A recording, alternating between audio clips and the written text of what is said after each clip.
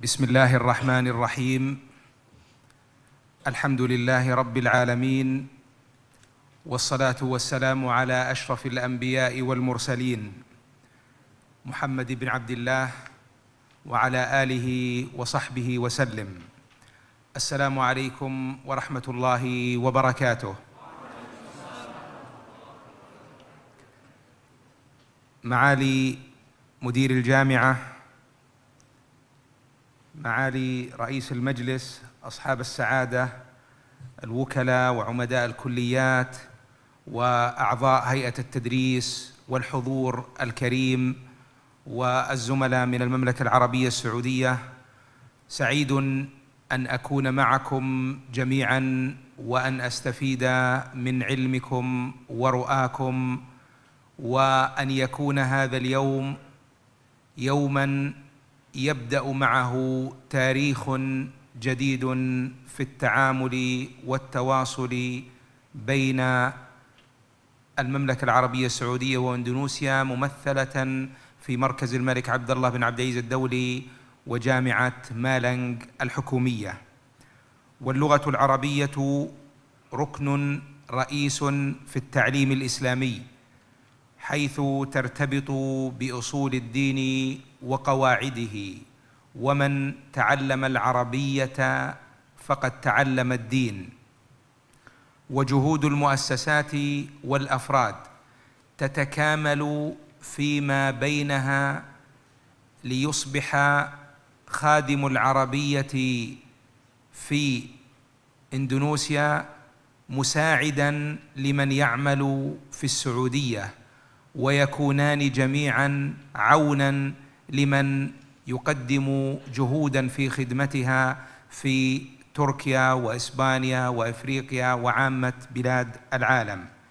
ويمكن النظر في مجمل الجهود العالمية لنشر اللغة العربية لتبرز إندونيسيا الدولة والتاريخ والثقافة بوصفها تجربة مميزة في العالم نرصدها نحن العرب في طريقة نشر العربية وتعليمها، ولذلك نجد الأجيال يواكب بعضها بعضا في خدمة اللغة العربية. Dr. Abdullah bin Saleh Al-Washmi, Sekretaris Jenderal Pusat Internasional Pelayanan Bahasa Arab Raja Abdullah bin Abdul Aziz, kita sebut dengan Pibbara, mengawali pidato beliau dengan mengucapkan basmalah, hamdalah dan salawat kepada Nabi Muhammad SAW, dan mengucapkan salam kepada kita dan menyapa memberikan penghormatan yang setinggi-tingginya kepada Rektor Universitas Negeri Malang, Ketua Senat, para pimpinan, para dekan dan para dosen serta para hadirin sekalian. Beliau mengungkapkan perasaannya, beliau senang berada di tengah Anda semuanya untuk mengambil ilmu dan pengalaman, dan hari ini beliau meyakininya sebagai sejarah baru dalam hubungan kerajaan Saudi Arabia dengan Indonesia yang dimanifestasikan dalam kerjasama dengan pihak Pusat Internasional Pelayanan Bahasa Arab Raja Abdullah bin Abdul Aziz. Beliau menyatakan bahwa bahasa Arab merupakan rukun utama dalam pendidikan agama Islam. Bahasa ini memiliki keterkaitan dengan agama dan syariat-syariatnya. Demikian juga berketerkaitan dengan lapangan kerja yang ada. Usaha berbagai lembaga bahasa dan usaha tiap orang dalam layanan bahasa Arab selama ini saling berkesinambungan dan menguatkan karena adanya kesadaran tentang tanggung jawab bersama itu. Dari sekian usaha tersebut pada tataran internasional, Indonesia tampil pada baris pertama untuk memberikan layanan bahasa Arab ini dengan berbagai pengalaman di bidang keilmuan dan budayanya. تأتي هذه الورقة العلمية المنشورة بين أيديكم بعنوان المؤسسات اللغوية وجهودها في التخطيط اللغوي، مركز خدمة العربية أنموذجا وسأحاول هنا أن أشير إلى بعض النقاط فيها ليأتي التفصيل في ما هو مكتوب ومسجل. ونحن نقول دائما إن العربية مسؤولية وليست وظيفة فرد أو مؤسسة، انطلاقا من أن العربية ترتبط بالدين الإسلامي. ويسرني في البداية أن أتقدم بصادق الشكر إلى جامعة مالنج الحكومية نظير تفضلها بمنح شهادة الدكتوراه الفخرية في تعليم اللغة العربية والتخطيط اللغوي، وأخص معالي مديرها ورئيس مجلسها والوكلاء والأساتذة جميعا بصادق الشكر وأجزله، وأمتد بالشكر إلى الفريق العلمي والتحكيمي وجميع اللجان المنظمة لهذا اللقاء، مشيدا بالمسيرة العلمية لهذه الجامعة التي تواكب إنجازاتها مراحل متنوعة وتصل إلى العالمية، حتى سمعنا بجهودها ومؤتمراتها وأنشطتها في المملكة العربية السعودية، وكان لأعضائها حضور في مختلف المناشط العالمية، ومنها أن سعدنا بعضوية الأستاذ الجليل أحمد فؤاد أفندي في مجلس أمناء مركز الملك عبد الله بن عبد العزيز الدولي لخدمة اللغة العربية. واللغة مصدر الفكر في حياة الأمم، وهي المساند الرئيس لحضارتها ونموها المعرفي. Berikutnya Dr. Abdullah menyampaikan kepada kita semuanya tentang pidato penganugerahan Dr. Honoris Causa, di mana dokumennya telah ada di tangan Anda semuanya. Suatu makalah yang berjudul Kontribusi Pusat Internasional Pelayanan Bahasa Arab Raja Abdullah bin Abdul Aziz. Beliau dalam forum ini tentu hanya akan menyampaikan poin-poinnya, dan beliau menyatakan bahwa bahasa Arab ini menjadi tanggung jawab bangsa Arab. Dengan kata lain, bangsa Arab tidak hanya bertanggung jawab, namun tidak hanya menjadi tugas mereka untuk menyebarkan bahasa ini, namun sekaligus ini merupakan tanggung jawab bangsa ini. Karena itu saya mengucapkan terima kasih kepada Universitas Negeri Malang yang berkenan memberikan anugerah gelar Doktor Honoris Causa dalam bidang pendidikan bahasa Arab dan perencanaan bahasa. Secara khusus ucapan terima kasih tulus itu saya sampaikan kepada Rektor, Sivitas Akademika, dan panitia seleksi. Mereka adalah figur-figur yang telah mempersembahkan peran keilmuan baik di dalam negeri maupun pada tingkat internasional di berbagai negara. Di antara wujud kehadiran mereka di dunia internasional itu adalah keterlibatan Ustadz Ahmad Fuad Effendi, salah satu dosen universitas ini, dalam keanggotaan Majelis Umana atau Dewan Wali Amanah Pibbara dalam 2 periode kepengurusan secara berturut-turut. Beliau telah memberikan berbagai pandangan dan pemikiran strategis dalam layanan bahasa Arab ini. اللغة أيها السادة الحضور تتجلى من خلالها المبادئ والقيم والمنجزات، وقد وعت الأمم النابهة ذلك وتابعت أعمالها وفق هذا السياق.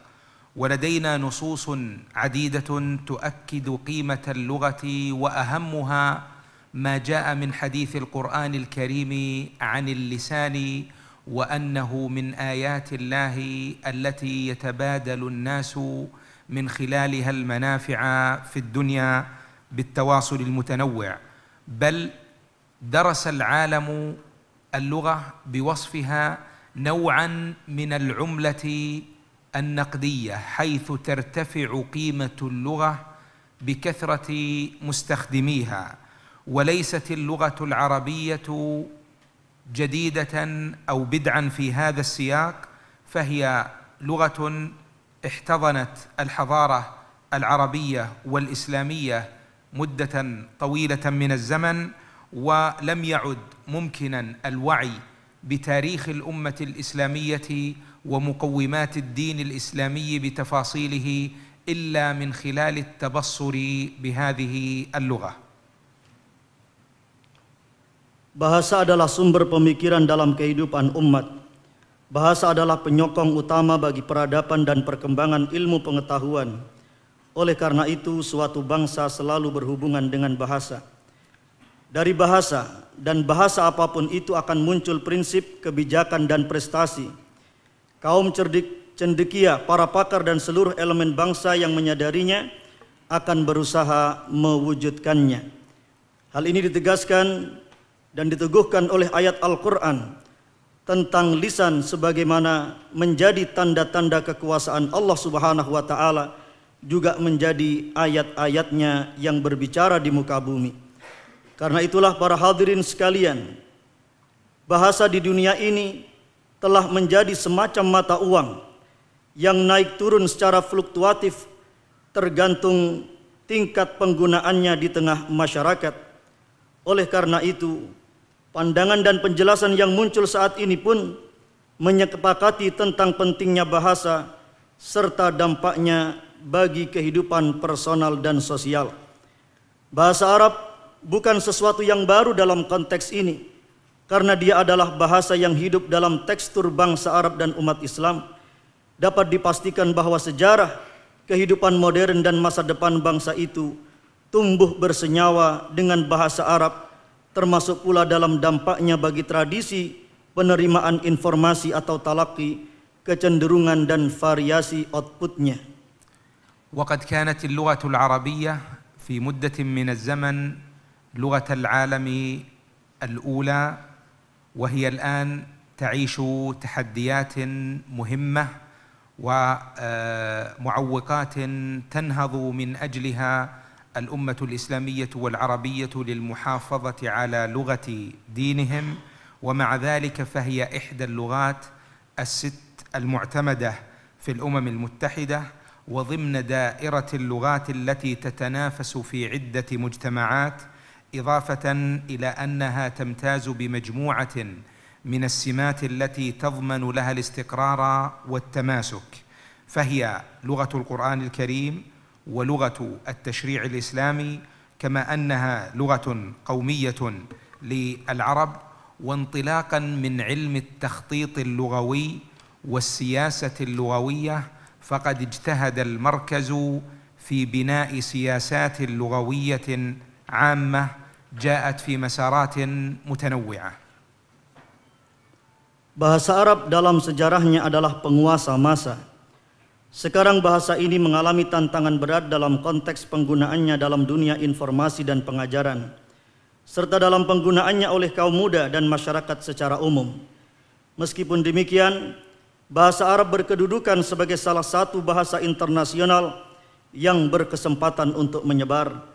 Bahasa Arab juga menjadi salah satu dari 6 bahasa yang diakui di Persatuan Bangsa-Bangsa, digunakan pada pertemuan-pertemuan resmi, memiliki karakteristik tersendiri, dan terdapat jaminan atas keberlangsungan hidupnya. Bahasa Arab berhubungan dengan identitas umat.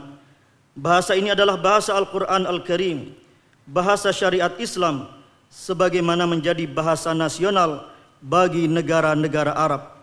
Melihat urgensi perencanaan bahasa dan dampaknya dalam mengkonstruksi politik bahasa secara umum, terutama dalam ranah penyebaran bahasa di kancah internasional, serta bertolak dari idealisme bahwa lembaga-lembaga bahasa, program dan aktivitasnya harus selalu berada pada langkah-langkah strategis yang terus meningkat, perencanaan-perencanaan yang berbasis ilmu, maka disinilah peran yang akan dijelaskan bagaimana peran Pibbara dalam konteks dan bidang keilmuan ini. إن علم التخطيط اللغوي يدرس كيف نخدم لغاتنا بالصيغة العلمية المنطقية، ويطرح الأسئلة مباشرة تجاه جهودنا في نشر اللغة.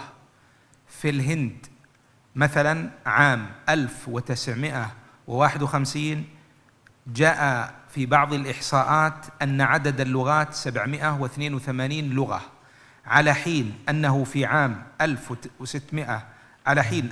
عام 1961 بعد 10 سنوات قفز عدد اللغات إلى 1652.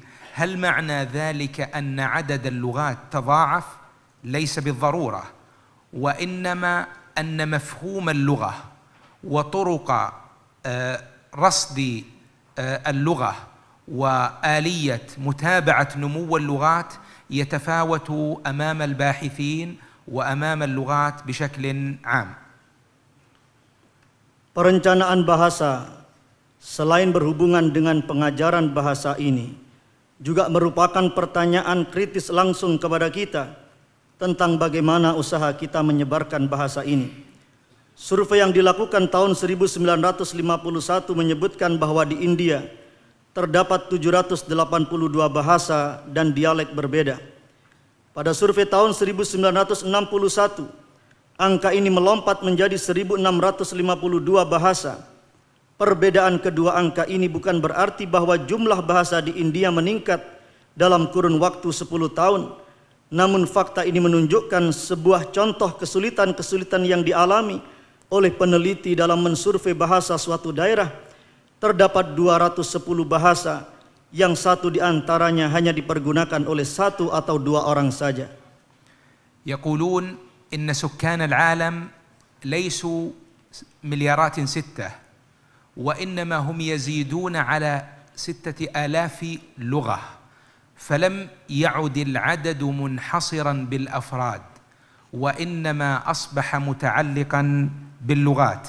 والتخطيط اللغوي في مركز الملك عبد الله بن عبد العزيز الدولي لخدمة اللغة العربية ينطلق من موقعه وانتمائه إلى بلد المملكة العربية السعودية، وأن نزول القرآن الكريم باللغة العربية إنما تكامل في تلك البقعة الغالية، وأن العربية جزء من المكون الثقافي لهذه البلاد.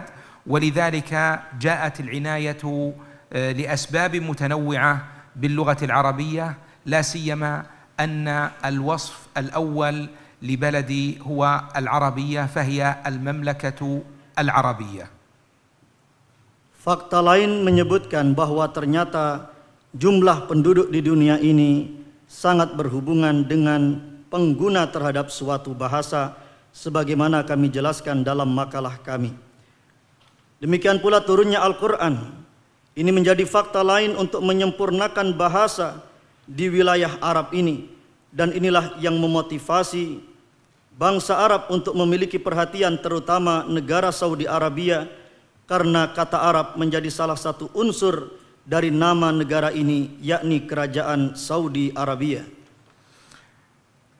تنص جميع الأنظمة في المملكة العربية السعودية على الاهتمام باللغة العربية، وآخر الأنظمة الكبرى في بلدي هي رؤية المملكة العربية السعودية في 2030 التي تنص على أهمية اللغة العربية، ولذلك ينشط المركز في مسارات متنوعة في هذا المجال.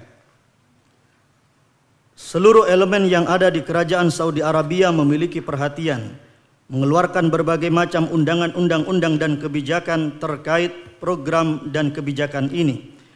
Dan undang-undang terakhir yang dikeluarkan adalah tentang visi Kerajaan Saudi Arabia 2030 berikut tahun berikutnya, tentang bagaimana pentingnya bahasa Arab, yang kemudian ini berhubungan langsung dengan keberadaan Pusat Internasional Bahasa Arab untuk pelayanan Kerajaan Malik Abdullah bin Abdul Aziz atau Raja Abdullah bin Abdul Aziz.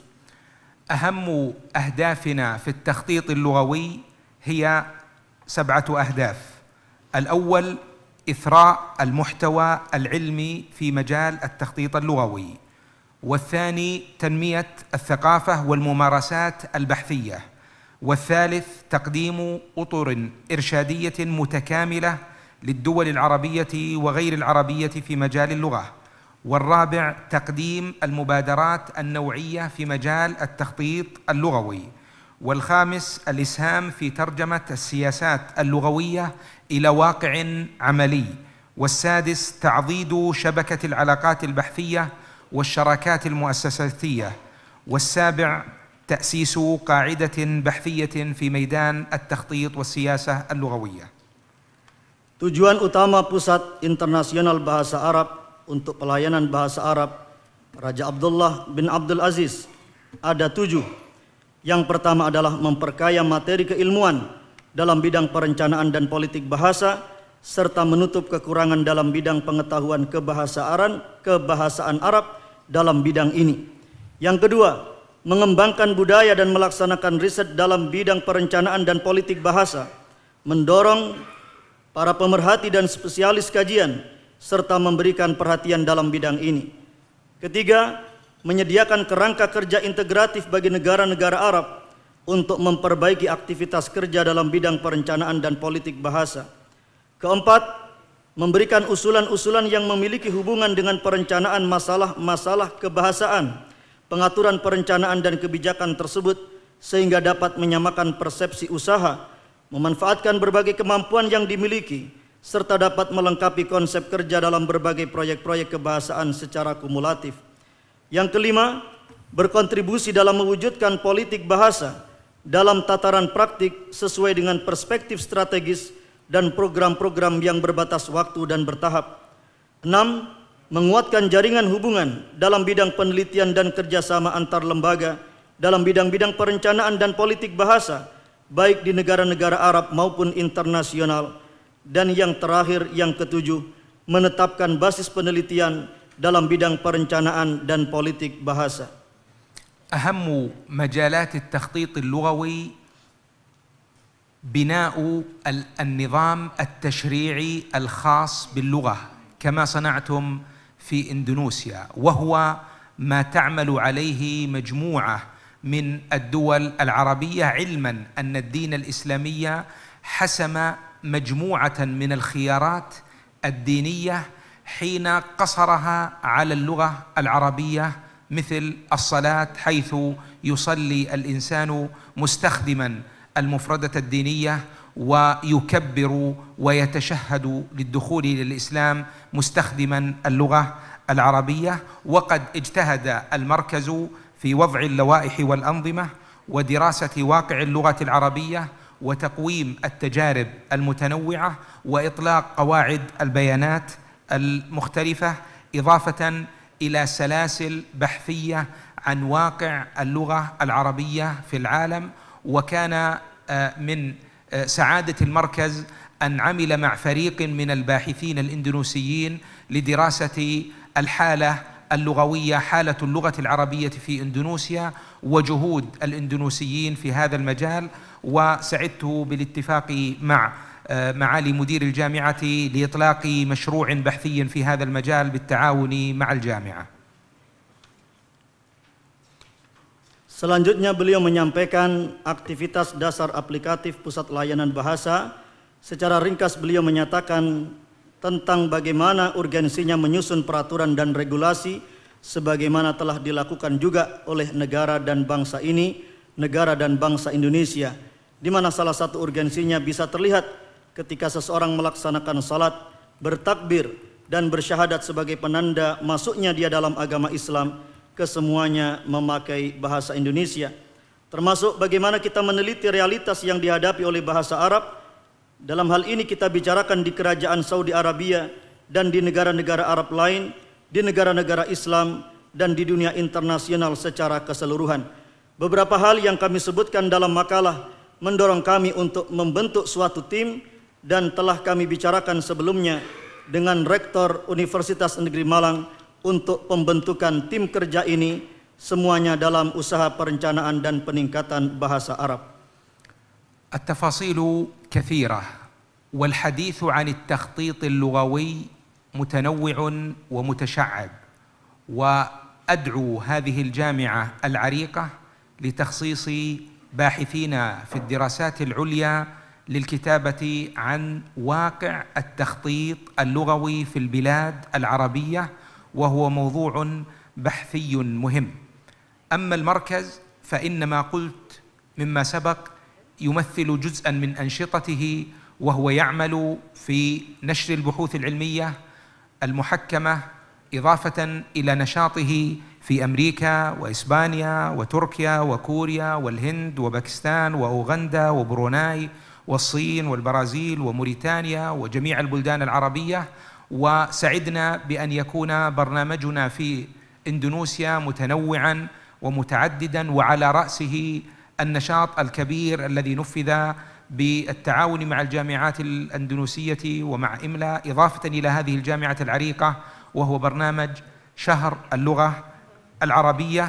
وخاتمة القول في هذا المنبر أن أتقدم إليكم بصادق الشكر والتقدير والاحترام نظير تفضلكم بالاستماع لكلماتي، والفضل الكبير الذي يعود إلى هذه الجامعة العريقة، متمنيا لي ولكم ولهذه الجامعة التوفيق والسداد، وأن يكلل جهودنا جميعا في خدمة اللغة العربية، علما أن تفاصيل ورقتي موجودة في المسجل أمامكم. والسلام عليكم ورحمة الله وبركاته. Pada alinea terakhir beliau menyatakan bahwa rincian pembahasan termasuk tentang perencanaan bahasa ini sangatlah banyak, yang menunjukkan kepada kita semuanya agar kita serius dan memunculkan kalangan spesialis-spesialis kajian, dan ini telah kita bicarakan dalam program-program yang nyata yang akan insya Allah terwujud dan telah kita sampaikan kepada rektor dalam pertemuan 1 hari kemarin. Pibbara berusaha untuk mengadakan riset-riset dan insya Allah juga akan dan telah membentuk tim riset termasuk dengan tim dari Universitas Negeri Malang ini. Pibbara juga telah menyebarkan hasil-hasil riset kajian itu di berbagai negara, baik di Amerika Serikat, Spanyol, Korea, Brunei, Cina, Brazil, dan lain sebagainya. Pada bagian akhir beliau sekali lagi mengucapkan sikap dan sifat senang, bagaimana perasaan senang beliau berada di tengah-tengah Anda semuanya, dan Pibbara pun di Indonesia telah memiliki berbagai macam program, baik yang dilakukan di universitas ini maupun di universitas lain, termasuk di Universitas Indonesia, dan 4 tahun yang lalu telah terselenggara Pekan Bahasa Arab Internasional yang dilaksanakan di kampus ini. Sekali lagi beliau mengucapkan terima kasih dan penghormatan yang setinggi-tingginya kepada seluruh pihak di Universitas Negeri Malang, dan kita harap kita selalu mendapatkan hidayah petunjuk dari Allah Subhanahu wa taala. Semoga Allah memberikan kemudahan dan kekuatan kepada kita untuk memberikan pelayanan yang terbaik untuk peningkatan kualitas perencanaan dan politik bahasa Arab. Wassalamualaikum warahmatullahi wabarakatuh.